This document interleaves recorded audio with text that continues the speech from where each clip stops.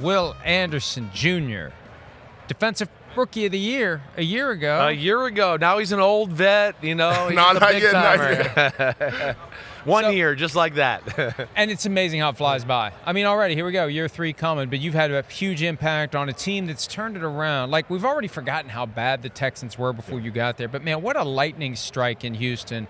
They were as dysfunctional as any team has ever been, and with CJ and you and DeMeco, it's really dramatically changed the culture, and it feels like it's going to last for a long time. Yeah, most definitely. I feel like DeMeco, man, him and Nick, they do a really good job. The front office, they do a really good job, but I tell people all the time, I think what separates DeMeco from a lot of coaches, young coaches, is that he came in with what he wanted his foundation to be and who he wanted this team to be and what type of players he wanted in the building.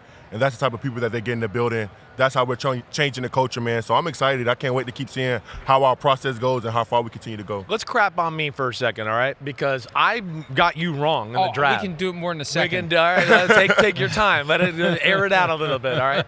But you know, when you came out, Alabama, I mean, I knew you were good. I knew that. But everybody was like, top pick in the draft and number 2. And I was like, whoa, I don't know. You were playing kind of like a 5 technique, a different technique. Where did an idiot like me get it wrong on you think?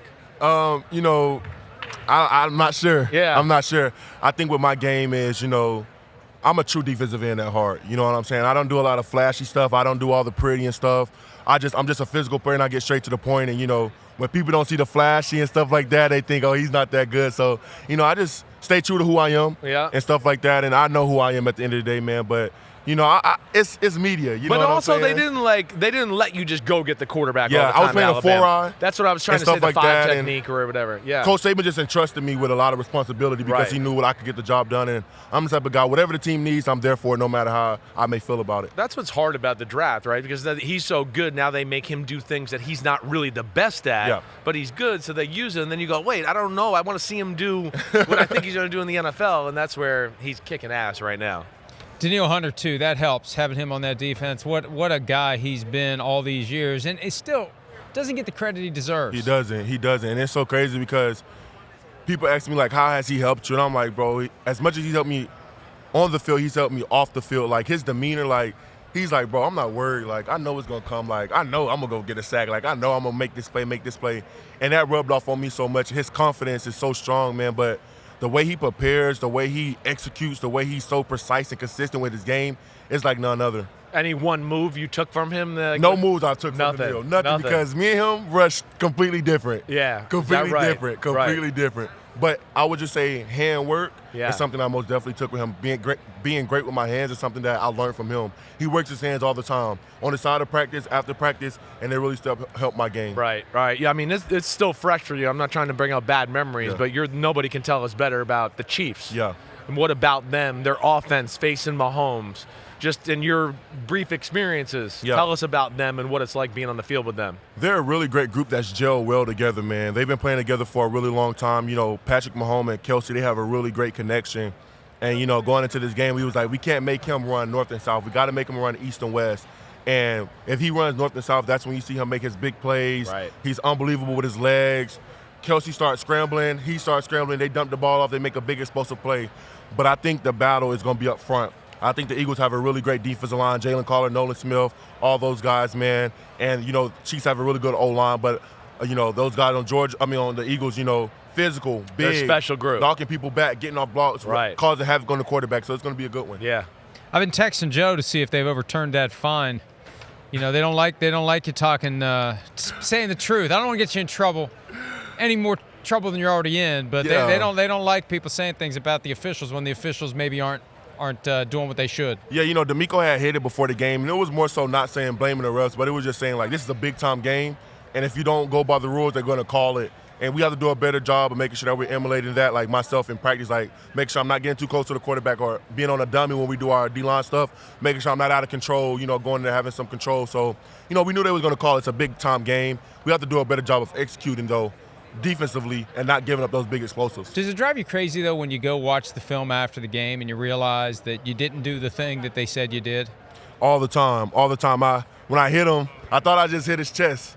And then I seen his head go back, and I was like, you got to get down some more. Well, good for you for taking accountability. I mean, you barely hit his head. It drives us crazy. When in doubt. It drives it's the us only crazy. rule in the rule book where they say when in doubt, throw the flag.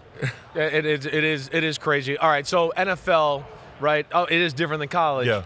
What's been just year 2 the best thing about being an NFL player, other than the checks, right? Other than the money? What's that one thing where you're like, man, it's great to be in the NFL?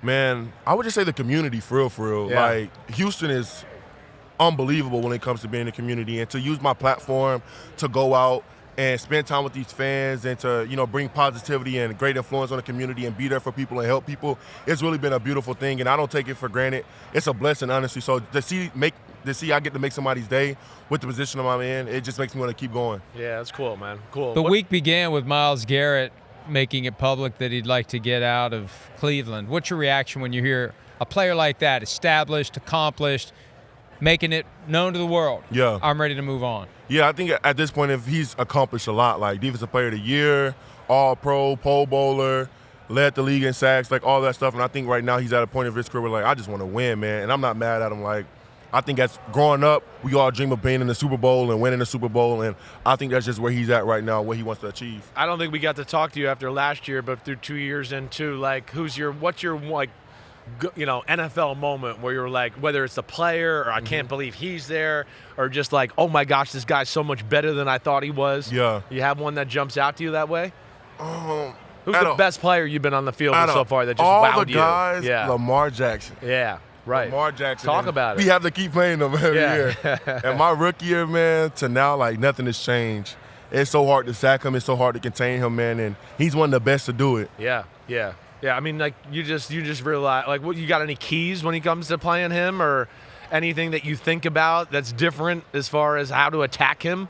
Everybody got to rush together for real. In Yeah. the run game, that dynamic that him and Derrick Henry had, it made it hard on defensive ends a lot. Right. Because you got the zone read. You always got to take a step. You got to for take that. a step back. You got to surf or something like that. So you don't know who's going to pull it.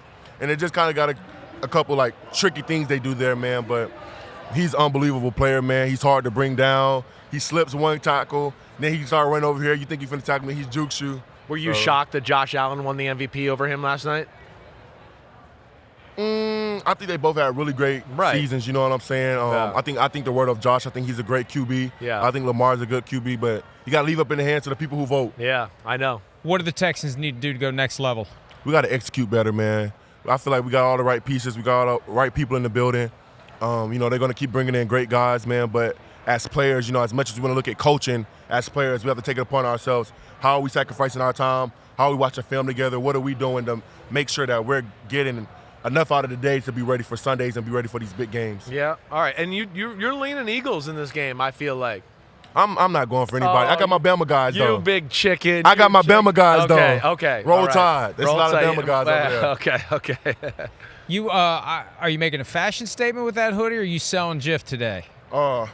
A little bit of both. A little bit of both if you want one. It's kind of sweet. I mean, I'm a kind of a peanut butter and jelly guy, so I used to be all over. There you go. I got some. I bought some presents for everybody. I like creamy too. Damn. Okay. Look at you, right out of the hoodie pocket there.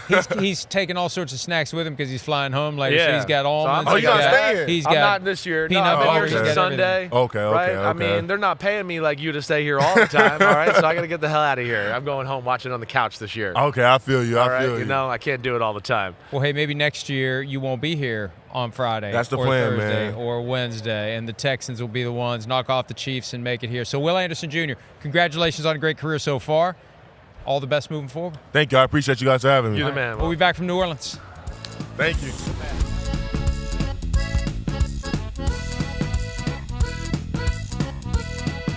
Hi, it's Mike Florio. Thanks for watching PFT on YouTube. Hit subscribe for the latest news and analysis from Pro Football Talk.